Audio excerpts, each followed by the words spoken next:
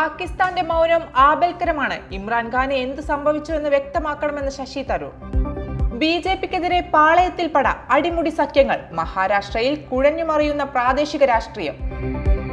16 മണിക്കൂർ വളത്തിന് കാത്തുനിന്ന് ആഹാരവും വെള്ളവുമില്ലാതെ തളർന്നു വീണ് കർഷക മരിച്ചു. മധ്യപ്രദേശിൽ കർഷക ദുരിതം. അറസ്റ്റിലായ സ്ത്രീയെ പീഡിപ്പിച്ച ഡിവൈഎസ്പിക്ക് സസ്പെൻഷൻ. പാകിസ്ഥാനിൽ നിന്ന് ഭീഷണി, കൊല്ലപ്പെട്ടേക്കാം. NIA കസ്റ്റഡിയിൽ പ്രത്യേക സംരക്ഷണം ആവശ്യപ്പെട്ട് അധോലോക നേതാവ് അൻമോൽ ബിഷ്ണോയ്. മോദിയും ഷായും കുറ്റകരമായ പ്രതികാര രാഷ്ട്രീയം തുടരുന്നു. സോണിയക്കും രാഹുലിനുമെതിരായ FIR-ൽ കോൺഗ്രസ്.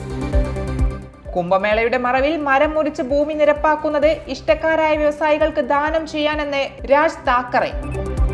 രാഹുലിന് വേണ്ടി പ്രസ്ഥാനത്തെ ബലി കഴിക്കുന്നു. പ്രകോപിപ്പിച്ചാൽ അറിയുന്ന കാര്യങ്ങൾ മുഴുവൻ വിളിച്ചു പറയുമെന്ന് രാജ്മോഹൻ ഉണ്ണിത്താൻ.